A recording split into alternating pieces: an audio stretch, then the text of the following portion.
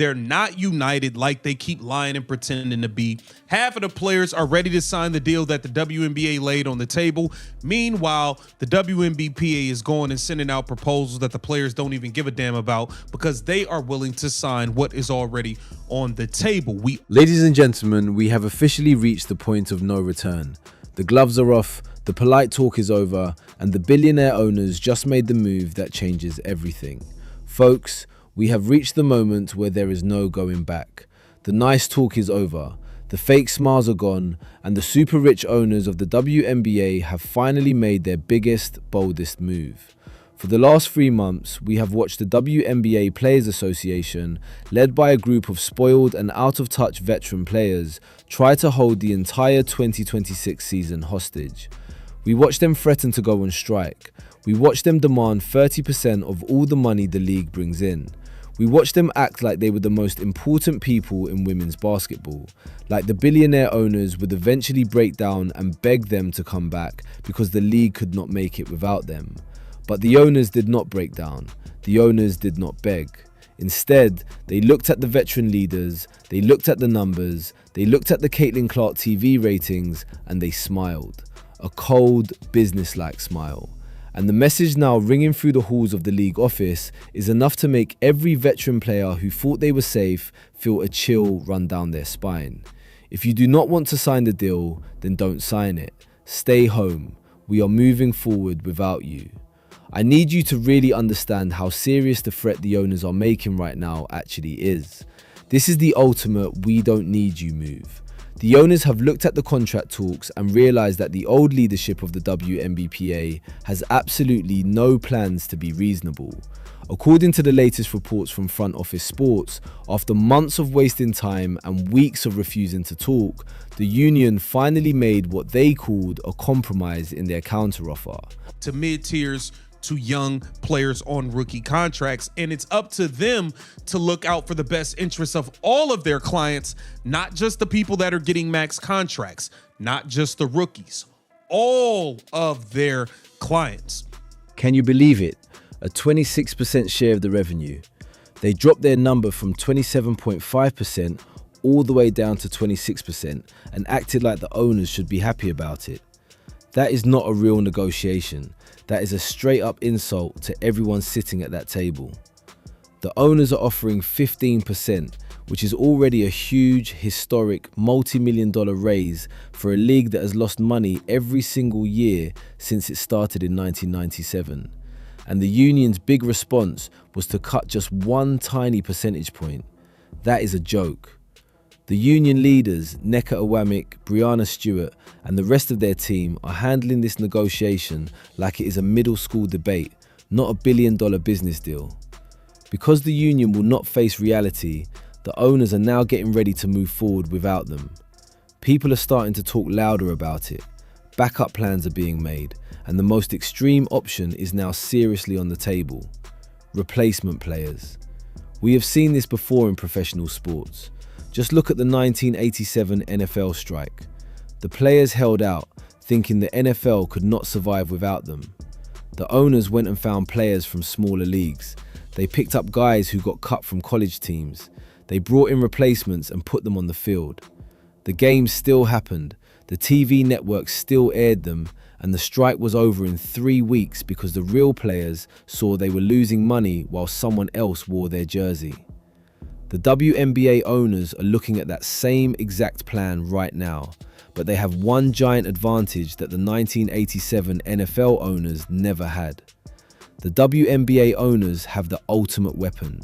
They have the biggest TV star in the history of this sport, and she is still on a rookie contract. They have Caitlin Clark. Just out of their mind, okay? So March 10 will be the drop dead date.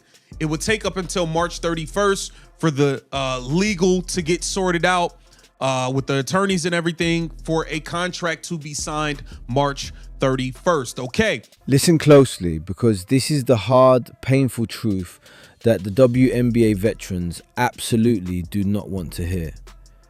About 90% of the current WNBA roster can easily be replaced.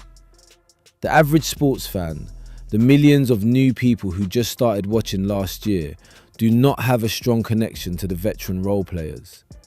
They do not care if Natasha Cloud is on the court.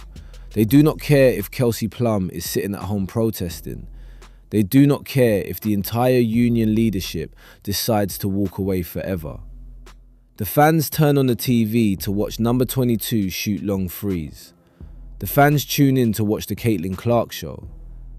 If the owners decide to lock out the veterans and fill the Indiana Fever roster with undrafted rookies, players from overseas, and college seniors who just want a paycheck, and they put them on the floor next to Caitlin Clark and Aaliyah Boston, do you know what the TV ratings will look like? The arenas will still be packed. The merchandise will still sell out fast. The owners already know that the Caitlin Clark effect does not need the old veterans to work. Honestly, a lot of fans would probably rather watch Caitlin play with a brand new group of teammates who actually respect her, instead of a bunch of bitter veterans who spend the whole game trying to knock her into the front row. The pure arrogance of the union to think that they are the real product is shocking. They actually believe that the $2.2 billion TV deal happened because the whole league grew together. That is a fantasy. The TV executives did not write a $1 billion check because of slow, steady growth. They wrote it because one girl from Iowa broke every single viewership record in NCAA history and brought her whole fan base with her to the pros. Caitlin Clark is the engine. Caitlin Clark is the product. And yet, the union is actively trying to use her success to get a giant payday for themselves, all while threatening to cancel her second season. But the agents are starting to wake up. The sports agents who represent these players are looking at the March 10th deadline. They are looking at the owner's threat to bring in replacement players, and they are panicking. We talked about this before. The agents sent a letter demanding to see the proposals because they know the union is driving straight toward a cliff.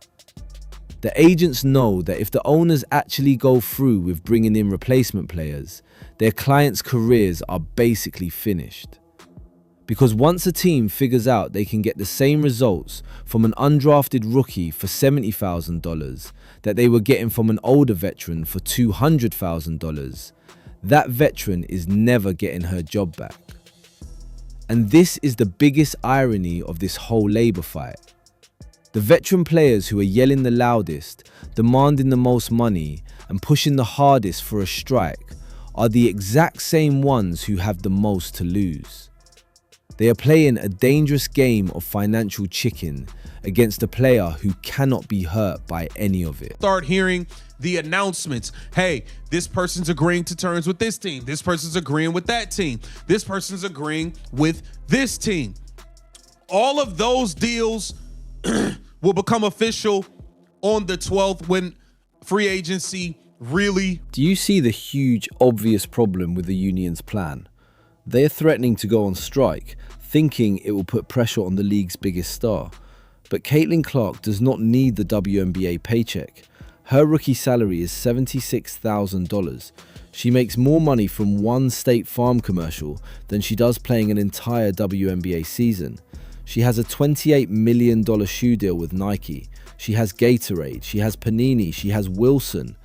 If the WNBA season gets cancelled, Caitlin Clark does not lose a single night of sleep. She will simply go on a worldwide marketing tour. She will play in celebrity golf tournaments. She will sit front row at Milan Fashion Week, which she is literally doing right now. Caitlin Clark is completely protected from any financial damage. But the veterans who are planning this strike, the players who depend on that WNBA salary to pay their bills, support their lifestyle, and take care of their families, if the season gets cancelled, they run out of money.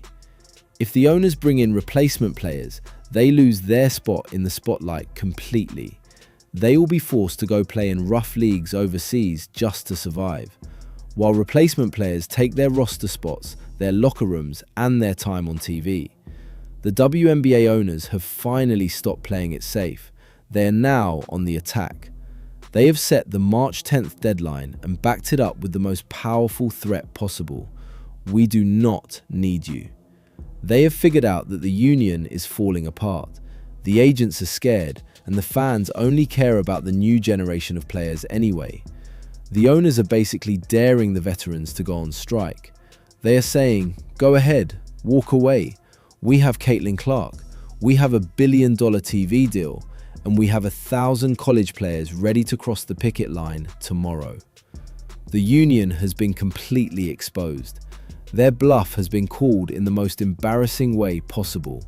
They thought they could use the Caitlin Clark effect to pressure the billionaire owners, but the billionaires used the Caitlin Clark effect to make the entire veteran class unnecessary. The clock is ticking down to March 10th. The owners are holding the pen, and the veterans have to make a choice. Sign the paper, swallow your pride, and accept that this is Caitlin's league now, or walk out the door and watch the WNBA move on without you forever. Judgment Day is coming.